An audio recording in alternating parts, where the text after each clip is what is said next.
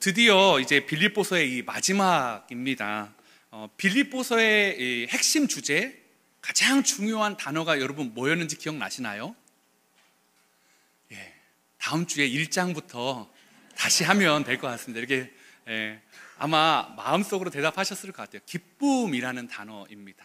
그래서 이 빌립보서를 기쁨의 서신이라고 말하는데, 이 4장밖에, 이 4장으로 구성된 이 성경 말씀에 이 기쁨이라는 단어가 무려 14번 이상 반복되고 있다라는 거죠. 그러니까 이 어려운 시기에 바울은 빌립보 교인들에게, 그리고 그 교회 성도들에게 자신처럼 상황과 상관없이 주님 안에서 기뻐하기를 바랬던 것 같아요.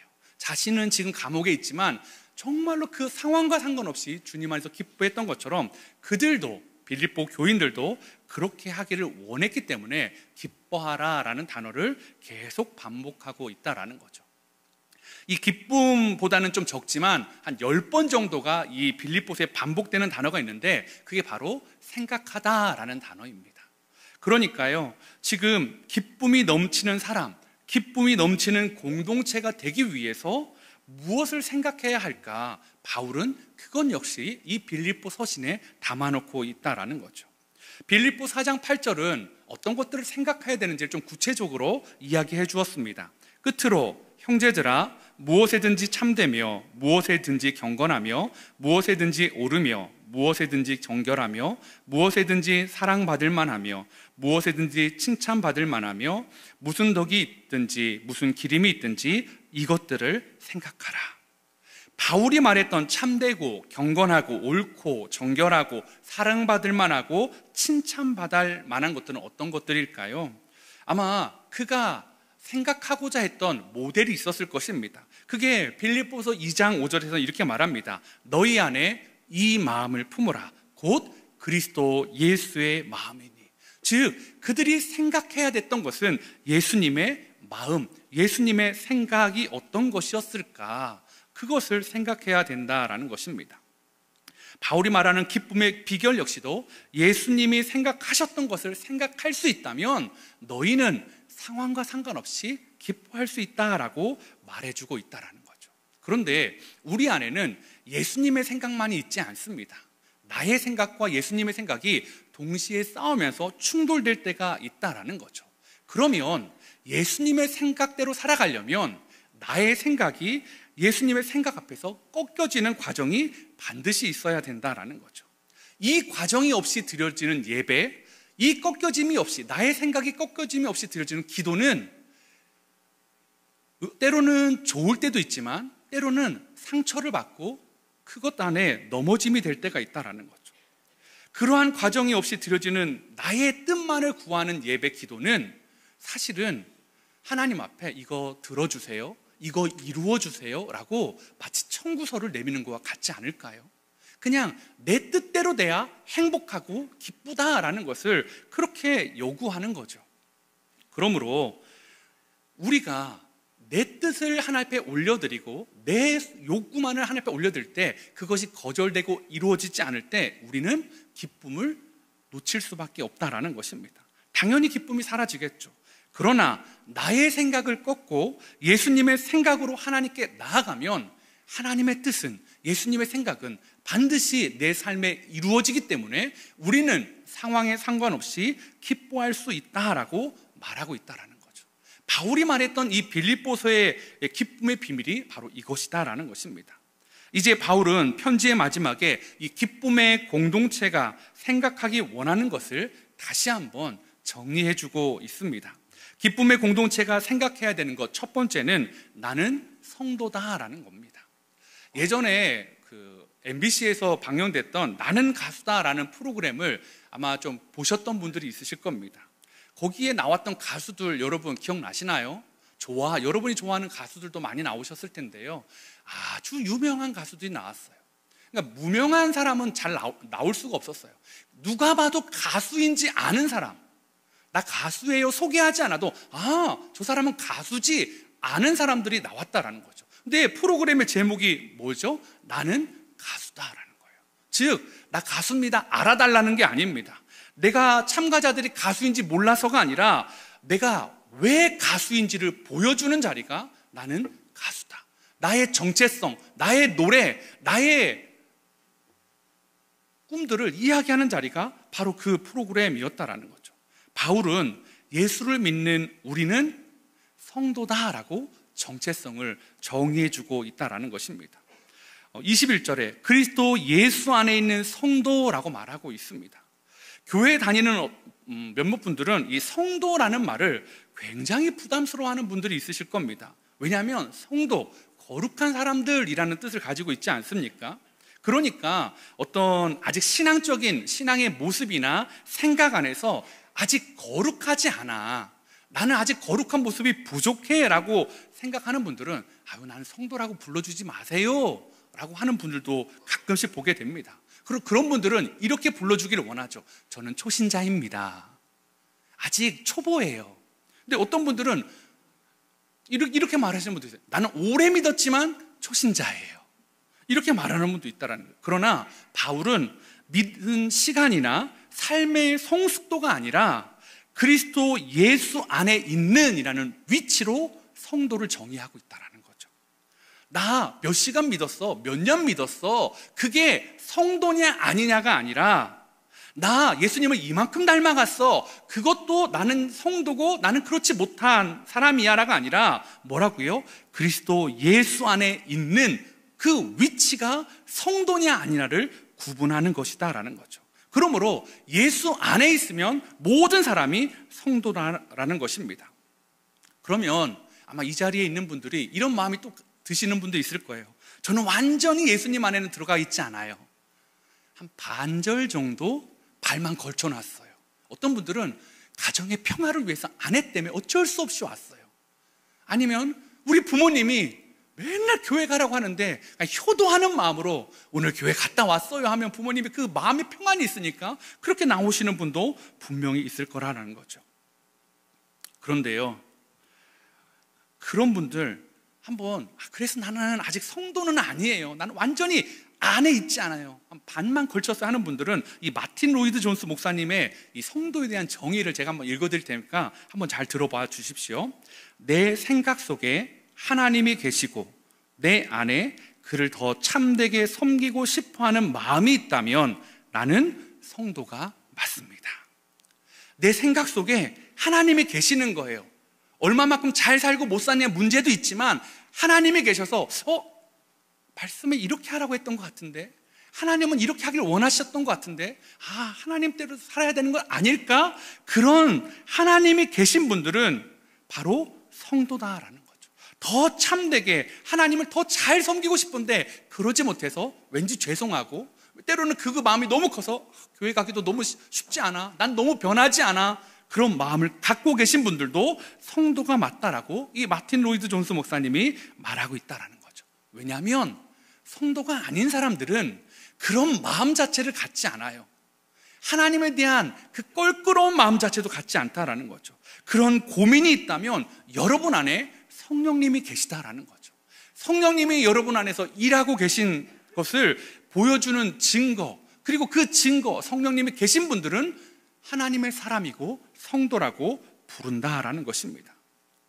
그럼에도 불구하고 여전히 나는 내 모습에서 성도라고 불리는 건 부담스러워요 하는 분이 계시다면 제가 또 한 번 말씀을 드릴게요. 아까 우리 성도는 거룩한 사람들이라는 말로 표현되지 않았습니까? 이 거룩이라는 단어가 히브리어로 카도쉬라는 단어입니다. 근데 이 카도쉬라는 단어의 의미가 어떤 의미가 담겨 있냐면 구별되다라는 거예요. 그러니까 거룩은 구별된 사람들이에요. 그러니까 세상에서 구별된 삶을 사는 사람들, 맞아요 목사님, 나는 아직 그게 부족하니까 성도로 부르기에는 아직은 좀 이른 것 같아요, 이렇게 말하실 수 있는데요, 근데요 그 구별됨이요 나의 행위와 나의 노력과 나의 의지 그 전에 더 먼저 구별됨이 있었어요. 뭡니까? 주께서 우리가 아직 죄인 되었을 때 우리를 사랑하셔서 먼저 구별하여 주신 것, 우리를 선택하여 주시고 하나님의 백성 삼아 주시고 하나님의 자녀로 삼아 주신 그 구별되며, 여전히 지금 삶은 부족해요. 여전히 아직 거룩한 것 같지 않아요. 내 기준에는 한없이 부족한 것 같은데 주님은 뭐라고 말씀하신다고요? 내가 너를 구별했어. 세상에서 너를 구별해서 나의 자녀 삼았어. 그러므로 그런 사람들은 뭐라고 불린다고요? 성도요. 그러면 저와 여러분, 이 자리에 있는 분들은 성도라고 불리는 게 마땅합니까? 나중에 불려야 됩니까? 마땅하다라는 것입니다. 나의 행위보다 더 먼저인 하나님의 부르심이요, 하나님이 여러분을 부르신 걸 믿으십니까? 그러면 저와 여러분은 하나님 안에서 구별된 성도라는 거죠. 그러면 이 21절에서 성도를 그리스도 예수 안에 있다라는 말로 표현하지 않았습니까? 그러면 그리스도 예수 안에 있는 사람은 어떤 존재일까? 고린도후서 5장 17절에 그리스도 예수 안에 있으면 이라는 단어가 나옵니다. 한번 5장 17절을 같이 한번 읽어보실까요? 시작. 그런즉 누구든지 그리스도 안에 있으면 새로운 피조물이라. 이전 것은 지나갔으니 보라 새 것이 되었도다. 예, 그리스도 안에 있으면 성도인데요, 그 성도는 어떤 존재래요? 새로운 피조물이래요. 이전 것은 지나갔으니 새 것이 된 사람들이래요. 새 것이 돼야 되는 사람이 아니라 새 것이 된 사람들이다 라고 말하고 있습니다. 그래서 이전의 삶과는 단절이 있어야 되죠. 이것을 잘 보여주는 게 출애굽 사건입니다. 이스라엘 백성이 출애굽을 했습니다. 이집트에서 탈출했죠. 자유를 찾았습니다. 그런데 바로 이스라엘 땅, 약속의 땅 가나안에 들어간 것이 아니라 우리가 잘 아는 것처럼 광야에서 40년을 배회했습니다. 왜 그랬을까요? 출애굽이라는 것은 그냥 이집트 땅에서 나온 것이 아니라 그 땅에서 430년 동안 노예로 있으면서 그들이 신에 대한 생각들, 신은 이런 사람들이야라는 이집트의 신에 대한 생각을 버려야 되는 시간들이었습니다. 하나님이 어떤 분인지를 새로 알아야 되는 시간이었고요, 그들이 가치관, 경제관, 삶의 방식이 바꿔야 되는 시간이기 때문에 이 40년의 시간이 걸렸다라는 것입니다. 중요한 것은 이집트라는 지역에서 나온 것이 아니라 그들의 이집트 땅에서 살았던 사고 방식과 삶의 모습에서 나오는 것이었기 때문이다라는 거죠. 여러분이 이미 성도로 부름받고 하나님이 창세전에 구별하여서 구원하시기로 작정하신, 선택하신 백성이다라는 겁니다. 그렇다면 그렇게 부르심받은 성도이기 때문에 우리는 세상과 구별된 삶을 살아가야 됩니다. 세상과는 조금 다른 생각, 예수님의 생각을 닮아가고 예수님의 삶의 모습을 닮아가는 그 노력을 해야 된다라는 거죠. 그 노력을 해서 성도가 되는 게 아니라 성도니까 예수님을 닮아가는 거죠. 오늘 이 빌립보 교회에는요, 그런 로마 제국에서 로마의 가치관, 로마의 시민권이 최고인 그 가치관을 받아들였던 사람들이 그 안에서 하늘의 시민권, 하늘의 가치관, 예수님의 삶의 방식을 가지고 살아가고 있다라는 거죠. 그 교회가 빌립보 교회였습니다. 그래서 바울은 그러한 성도로서 살아가는 그 교회를 격려하고자 기쁨이고 생각하라고 오늘 이 빌립보서를 쓰고 있다라는 것입니다. 그러므로 오늘 저와 여러분도요, 우리가 말하고 생각하고 행동하는 모든 것들이 그리스도 예수 안에서 성도다워지기를 축복합니다. 기쁨의 공동체가 생각해야 하는 것 두 번째는요, 나는 혼자가 아니다라는 겁니다. 빌립보 교인들을 향한 이 마지막 짧은 이 3절의 당부 속에서 바울이 3번이나 하는 말이 있는데 그게 무난하라라는 단어입니다. 그러니까 무난하라라는 것은 서로에게 관심을 갖고 사랑을 표현하고 서로 돌보라는 말 아닙니까? 그러기 위해서는 그 사람을 어떻게 해야 돼요? 생각해야 되겠죠. 그래야 돌아볼 수 있고 표현할 수 있다라는 거죠. 그래서 21절, 22절에 보니까 그리스도 예수 안에 있는 성도에게 각각 문안하라. 나와 함께 있는 형제들이 너희에게 문안하고 모든 성도들이 너희에게 문안하되 특히 가이사의 집 사람들 중 몇이니라 라고 말하고 있습니다.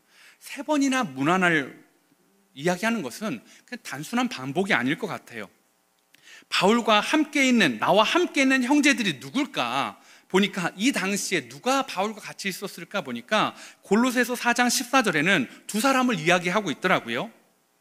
사랑을 받는 의사 누가, 그리고 나중에 세상을 사랑해서 바울을 버리고 갔던 데마라는 사람이 이 당시에 이 빌립보 족보에 편지를 쓸 때 바울 옆에 있었다라는 거죠. 그러니까 나와 함께 있었던 누가와 데마가 너희에게 문안하였고, 모든 성도들은 누굽니까? 로마 교회 성도들이요. 로마에 있는 교회 성도들이, 형제들이 빌립보 교회의 성도들을 문안하고 있고, 또 특히 가이사의 집 사람 중 몇인이라 라고 말하고 있습니다. 이 가이사라는 것은 로마의 황제를 표현하는 단어 아닙니까? 아마 이 가이사는 로마의 황제의 혈족이나 직계 가족은 아직은 아닐 겁니다. 왜냐하면 그리스도가 공인되기 전이었으며 핍박받는 때였기 때문이다라는 거죠. 많은 학자들이 황제의 궁전이나 부속시설에서 일하는 하급 관리들, 아니면 종에서 자유를 얻었던 자유인들, 그 종들 가운데 그런 사람들 가운데 주님을 만난 사람들이 있었다라는 거죠. 근데 왜 바울이 빌립보 교인들에게 문안을 전할 때 이 가이사의 집안에 있는 사람들을 유독 강조했을까요? 그 안에 몇 명을 왜 이야기했을까요? 그들이 볼 때 세상은 로마가 다스리는 곳이었어요. 로마의 법칙이 그들을 지배하는 것 같았는데, 복음이 황제의 나라와 황제의 집과 황제의 공직자들 안에도 침투되고 있고 복음이 확산되고 있다는 것, 하나님이 일하고 계시다는 것을 권면하기 위해, 힘주기 위해 이 가이사야 집 사람들도 몇 명도 너희에게 문안한다라고 말해주고 있다라는 것입니다. 이 초대교회는요, 그래서요, 유대인, 바울 유대인이었죠. 그러나 로마 교인들, 그들은 로마 헬라인들이 많았을 겁니다. 자유인이나 종들이나 노예나 아니면 황제 집안에서 일하는 사람이 모두가 형제가 되는, 그리고 서로 문안할 수 있는 그런 교회였다라는 거죠. 저는 함께 그린 교회가 그런 교회가 되기를 원합니다.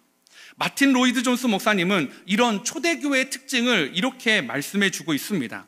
초대교회의 두드러진 특징은 서로에게 관심이 많았다는 것이었습니다. 다른 이들에게 무슨 일이 생기지 않았는지, 핍박을 당하는 것은 아닌지 늘 살폈습니다. 간절히 서로를 도우려 했고, 모든 나라, 모든 민족에게 복음을 전파하는 일을 거들려 했습니다. 이것이 초대교회 그리스도인들의 삶에 나타난 특징이었습니다. 초대교회 성도들은요, 서로에게 관심이 많았대요.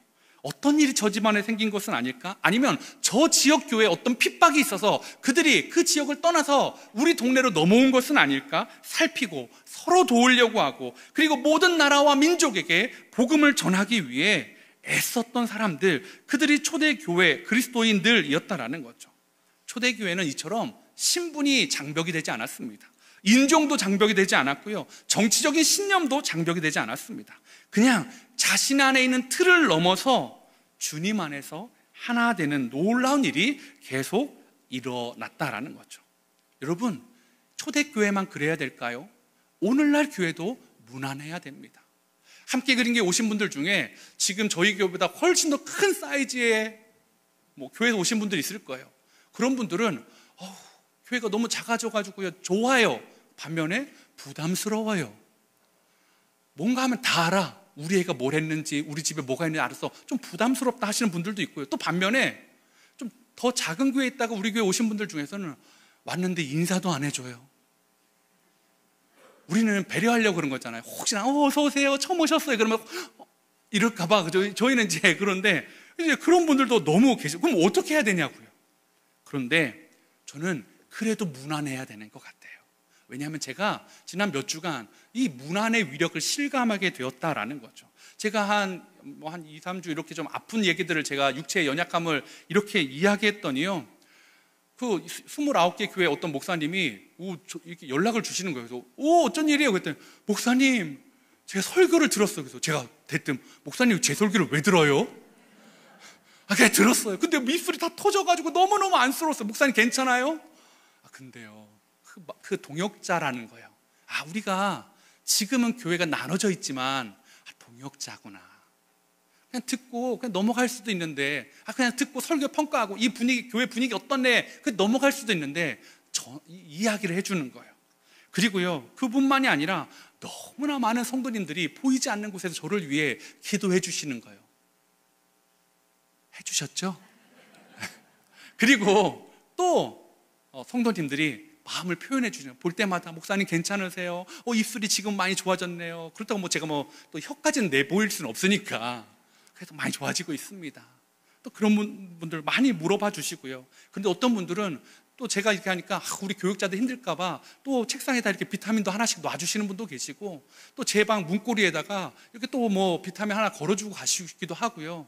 누가 왔는지도 모르겠는데 뭐가 걸려있어. 이거 뭐냐? 그러면 어떤 분이 이렇게 하셨다라고 하시더라고요. 여러분, 그런데요, 그 위로요, 와, 나 혼자가 아니구나 라는 그 위로요, 나를 이렇게 문안해주고 생각해주는구나 라는 그 마음이요, 얼마나 행복하든지. 그러면서 이 교회 개척할 때 이야기가 막 생각이 떠오르더라고요. 이 29개 교회가 개척할 때 29개 교회 중에서 가장 늦게 장소가 정해진 교회가 있었어요. 얼마나 담임 목사가 부족했으면 맨 나중에 정해진 교회가 있었어요. 어떤 교회인지 아시죠? 함께 그린 교회라고 있어요. 저기 그 교회는 29개 중에 장소가 제일 늦게 정해졌어요. 그러다 보니까 그 과정 가운데 이 처음 개척하는 목사가 얼마나 마음이 졸였겠냐고요. 성도님들한테 장소가 탁탁 정해지고 뭐가 탁탁탁 이루어져야 하나님이 함께 하십니다, 이게 막 보여줄 텐데 안 되는 거예요. 그때 웬일입니까? 또 몸이 갑자기 아파가지고 수술을 하게 됐네요. 또 장소를 못 알아보게 된 거예요. 그래서 병원에서 수술하고 누워 있어가지고 막 울면서, 주여 이게 뭔 일입니까? 나는 어떡합니까? 막 이러고 있을 때, 근데요, 막 성도님들이 전화 주시는 거예요. 목사님 괜찮으시냐고. 그러면서 목사님 땅이 나왔어요. 제가 땅은 안 돼요, 집사님. 그래요? 그러면 또 다른 분들이 목사님 어디 건물이 비어있고 어디 그만 사무실 있고 막 알려주시는 거예요. 그렇게 하는데요, 막 그분들이 알아봐 주시고, 또 제가 이렇게 퇴원하고 나서 몸이 막 좋지 않은데 아내가 당신은 운전하기 힘들면 내가 운전할게 해서 아내가 운전해주고 저는 왼쪽으로 가, 저쪽으로 가야 돼 이러면서 또 알아봐 보고요. 또 많은 분들과 함께 알아보는 과정이 있었는데요. 또 그 중에 이 분당우리교회에서 초기 오래전 장로님이 계셨는데, 그분이 또 어느 날 전화를 주신 거예요. 목사님, 교회에 어떻게 장소가 정해졌어요? 그랬더니 안 정해졌습니다. 그랬더니 어떡해요, 목사님 저랑 같이 다녀봐요. 그래가지고 이분이 광주로 오신 거예요. 그래서 저랑 같이 이 동네를 막 다니면서 여기는 어떠냐 저기는 어떠냐 막 쭈뼛쭈뼛 하는데, 목사님 들어가자고 막 가가지고 막 물어보시고 하는데, 사장님이 교회는 안 줍니다. 그래도 막 좀 이렇게 우리 원래 잘 낼 거라고. 그랬더니 저 불교 신자입니다 이러면 또 나오고. 그런데요, 이분이 그러면서 막 하다가, 사실은 원래 여기가 광주 사랑의 교회가 이렇게 예배드렸던 곳 아닙니까? 자기가 예전에 사랑의 교회 있을 때 그 광주 사랑의 하는 그 박휘송 목사님 아신다는 거예요. 찾아가재요. 아니 연락을 괜찮대요. 그래가지고 저를 막 끌고 가셔가지고 광주 사랑의 교회 들어가서 막 만나자고 했는데 못 만났어요. 그런데 그 약속을 잡은 것 때문에 며칠 뒤에 목사님이 연락을 주시고, 그래서 또 이 막혀있던 일들이 풀어지고 학교랑 협의가 되면서 장소가 이렇게 됐던 일들이 막 스쳐 지나가는 거예요. 내가 할 수 없을 때, 나 혼자 있는 것처럼 병상에 막 그렇게 울며 있을 때 왜 나는 안 되냐고, 나는 그럼 어떡하냐고 할 때 저를 문안해줬던 수많은 성도님들, 수많은 순장님들, 또 가족들, 그리고 그 장로님이 계셔서 참 교회가 이렇게 있다는 걸 보면서, 여러분, 우리 교회가 문안하는 교회가 됐으면 좋겠습니다. 정말로 함께 울고 함께 웃는 교회가 되기를 원합니다. 좀 부담스러울 수도 있어요. 그런데요, 진짜 힘들 때 누군가가 날 위해 기도해 줌을 느낄 때, 누군가가 날 위해 손 내밀어 줄 때에, 누군가가 나를 위해 함께하고 있음을 느낄 때, 여러분, 참 하나님 안에서 우리가 이 공동체가 기쁨의 공동체가 된다는 것을 우리가 알 수 있다는 거죠. 가족도 마찬가지입니다. 여러분, 혈연으로 묶여있다고 가족이 아닙니다. 여러분, 문안하십시오. 여러분의 부모님을 문안하시고, 여러분의 친척 중에 누군가가 있을 때 또 문안하십시오. 왜요? 그리스도인은 그렇게 해야 된다는 거죠. 영적 가족도 마찬가지입니다. 다락방 안에서, 교회 식구 안에서 어려움이 있을 때 여러분 문안해 주십시오. 민망할까봐, 과한 관심일까봐 기도하고 조심스럽게 문안해 주십시오. 그럴 때 바울이 이야기했던 이 영적 기쁨이 넘치는 공동체가 함께 그린 교회 안에 이루어질 줄 믿습니다. 기쁨의 공동체가 생각해야 되는 것 세 번째는요, 나는 은혜가 필요하다라는 것입니다. 은혜는요, 모든 그리스도에 굉장히 중요한 겁니다. 그런데 바울은 유독 이 부분을 강조하고 있습니다. 로마서 5장 21절에 이는 죄가 사망 안에서 왕노릇한 것 같이 은혜도 또한 의로 말미암아 왕노릇하여 우리 주 예수 그리스도로 말미암아 영생에 이르게 하려 함이라. 이전에는 우리의 왕이 따로 있었어요. 사망과 죄가 우리를 다스리고 우리를 끌고 갔어요. 그런데 의가 말미암아 우리의 왕이 바뀌어버렸습니다. 은혜가 뭡니까? 우리의 부족함에도 불구하고 주님이 우리를 위해서 해주신 거예요. 주님이 우리를 위해 이 땅에 오신 거예요. 그것이 은혜 아닙니까? 그래서 이 은혜가 너무 중요하기 때문에 바울은 빌립보서를 시작하는 1장 2절에도 하나님 우리 아버지와 주 예수 그리스도로부터 은혜와 평강이 너에게 있을지어다, 은혜를 강조하고요. 오늘 마무리하는 4장 23절에서도 주 예수 그리스도의 은혜가 너희 심령에 있을지어다. 여러분, 이 은혜가 뭘까요? 고린도후서 8장 9절은 이 은혜를 이렇게 말합니다. 우리 주 예수 그리스도의 은혜를 너희가 알거니와 부유하신 이로써 너희를 위하여 가난하게 되심은 그의 가난함으로 말미암아 너희를 부유하게 하려 하심이라. 어떤 은혜입니까? 주님이 하늘의 보좌에 영원히 계셔도 됨에도 불구하고 우리를 구원하시기 위해 이 낮디 낮은 땅에 피조물, 하나님이 만드신 그 육신의 모습으로 이 땅에 오셔서 우리를 위해 죽으시고 우리를 위해 부활하시고 우리에게 은혜가 작동되게 해 주셨다라는 것입니다. 그러므로요, 신앙은요, 나의 애씀과 노력이 반드시 필요하지만요, 근본적인 건 은혜입니다. 선물입니다. 그 은혜가 너무 커서 하나님 닮아가기 위해 애쓰는 거지, 내가 애써서 구원을 이루겠다는 게 아니에요. 내가 더 애써서 거룩한 성도가 되면 하나님 나를 구원해 주시겠다는 게 아니라 이미 성도니까, 이미 주님의 기쁨이니까 그 은혜를 받은 자로 최선을 다해 살아가는 것, 주님을 닮아가는 것, 그것은 매우 큰 차이가 있다라는 거죠. 바울에게도요, 기뻐할 수 없는 일들이 분명히 있었습니다. 그가 하나님 앞에 3번이나 기도했잖아요. 육신에 좀 가시를 빼달라고요. 그런데 하나님이 뭐라고 했습니까?